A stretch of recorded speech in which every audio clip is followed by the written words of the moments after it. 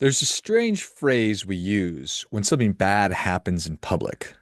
They were just an innocent bystander. An innocent bystander. Somebody who was in the wrong place, the wrong time. There's nothing that they could have done. Now, that phrase makes sense in a crime report, but it does not make any sense at all if we are employing that as a life strategy, which nobody would want to do that yet. Yet, quietly and slowly, there are a lot of people who become innocent bystanders in their own lives. What a bad deal that is. Can you imagine? Can you imagine? You know the bystander effect, the psychological phenomenon when multiple people see something happening, they witness a problem, and because there's lots of people around, there's this diffusion of responsibility where each person feels a little bit less responsible to act, thinking, well, somebody else is certainly going to do something about it. Somebody else is going to step in. Somebody else is going to call 911. And that's why first responders are trained to, as they're assessing the situation, maybe administering CPR, rescue breathing, whatever it is, they point to a specific person and say, you call 911. So they assign that person a task. So it's not simply somebody do something, somebody call the police, and nobody does anything because there's this diffusion of responsibility. There's this bystander effect. So you call 911. Responsibility, when it's spread too thin, just evaporates.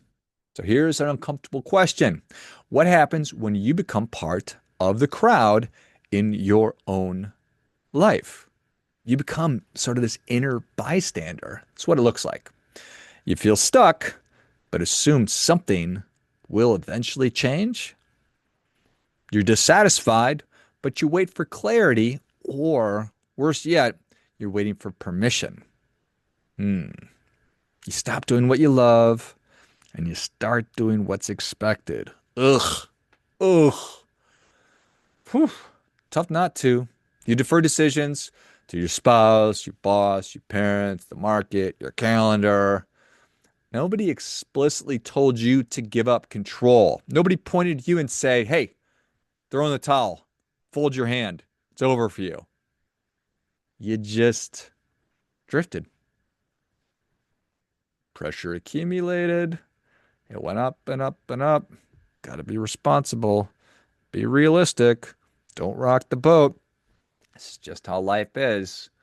Slowly, almost imperceptibly, your locus of control moves from inside of you to outside of you. And that's when that famous Henry David Thoreau line becomes less poetic and a lot more diagnostic. Most men lead lives of quiet desperation. Oof. It's a gut punch, huh? Quiet, desperate bystanders. So do something about it. Why don't you just do something different? Well, that's because just do it doesn't work. You know, the internet is always telling us something really useless. Don't live like that. Oh, got it. Thanks. Stop doing that. Oh, very helpful. Because I can't just set fire to my life and quit my job and move to the woods or whatever and start over. And you shouldn't do that because that's what children do. Breaking free doesn't come from rebellion. It comes from re-engagement. So here's how you actually do it. Step one, define great. So before you try fixing anything, we need to define what great good is. So there's three questions I want to ask you, and I don't want you to edit. Just quick think about it. What does a great day look like for you? What does a great day look like? And let's expand the aperture a little bit, open it up. What does a great week look like? And then what does a great month look like? See, the thing is, like I want to live a life that I would happily relive. Just would I happily relive this? And That's pretty hard because I can't imagine my entire life all at once. My brain would break. It's already breaking as it is, for goodness sakes. But can I do a day? What does a great day look like? If I build on that, what does a great week look like? What does a great month look like? So that's more digestible. It's more consumable. It's more accessible. It's a safer space for me to operate in. Now, I don't want this to be some kind of stupid aspirational thing. I don't want it to be think about how you're going to post it on social media and everybody will just love it. I just want it to be true. And that's really kind of the hard part. Then you compare it to your actual life. So I thought about what does an awesome day look like? What does a great week look like? What does a great month look like? Okay, now let's interrogate reality. What does my actual life look like? And let's look at it without judgment and certainly without shame, because that's not getting us anywhere. Trying to be helpful, not harmful here. So we're contrasting. And there's going to be a gap there. And that gap, I don't want you to think about that as failure. It's information because we've identified something. This is awesome. You've uncovered something. So, step number two, don't burn it to the ground as everybody seems to want to do these days. Don't blow it up. That's again what children do. You're a grown up. You can change things. You're strong enough. You can do hard things, as I can. Adjust it. Don't blow it up, adjust it. Because this is where people get stuck.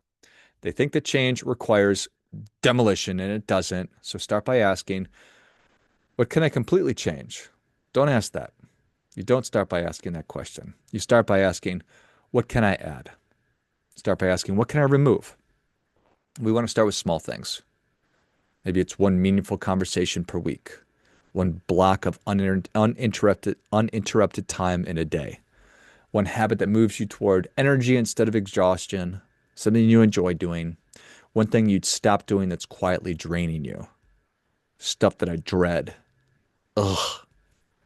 So, the reality is that most of your suffering isn't coming from everything. It's coming from a few things that shouldn't be there. So, step number three, let's reclaim responsibility. Let's do it gently, kindly, firmly, though, because nobody is coming to save you. And I'm sure you've heard that. If you haven't, nobody's coming to save you.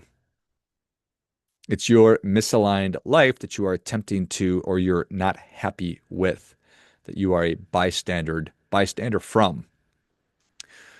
So, nobody's coming to save you. It's not harsh. I think that it is empowering because we don't need somebody flying in wearing a cape and spandex.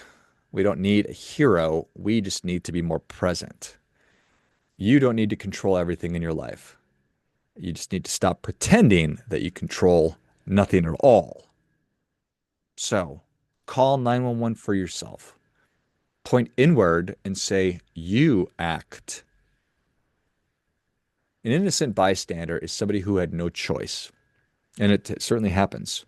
But you do. So I don't want you to live as though your life is happening to someone else. I don't want you to wait for permission to start caring. I don't want you to confuse responsibility with burden. Your life does not require or need a dramatic rescue. It just needs full participation from you. Because the most dangerous bystander is the one watching their own life go by. And nobody's going to ruin their life more than the person waiting for somebody to take responsibility for theirs. Quiet desperation is what responsibility sounds like when it is deferred. Makes sense. Why you might occasionally or all the time feel that way, because I certainly do. I have. I feel it less and less. The more you do what I've been talking about, the less you'll start feel you just will feel that way less. That eventually you'll get to the point where you feel in control. And the Stoics teach us that, I have very little control over what happens to me. I don't have control over a lot of the circumstances of my life, but I have total control over how I think, feel, and respond. And that's really what we're talking about. So if you continue to live as a bystander, don't be surprised when your life has no main character. The most dangerous bystander is the one watching their own life go by. You hear that and you think, why would anybody want to do that? And I don't think anybody would. It's just been accustomed to it. So, service of helping you take this work further, I wrote a book called The Meaningful Few. Designing a life that works. It's what we've been talking about. It's what I talk about ad nauseum because it's important. I didn't want to feel like I was not in control. I didn't want to feel like I was a bystander to my own life. I didn't want to feel like I was carried along by the currents of life, operating under somebody else's systems and assumptions. I wanted to take control and be the master of my own destiny as much as I possibly could be. So that's why I wrote the book. You can go to mymeaningfulfew.com and dig more into some free resources if you don't have the 25 bucks to buy the book.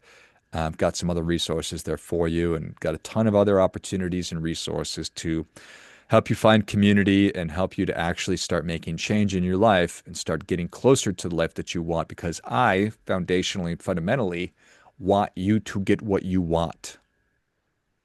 Moreover, I want you to do your part by doing your best.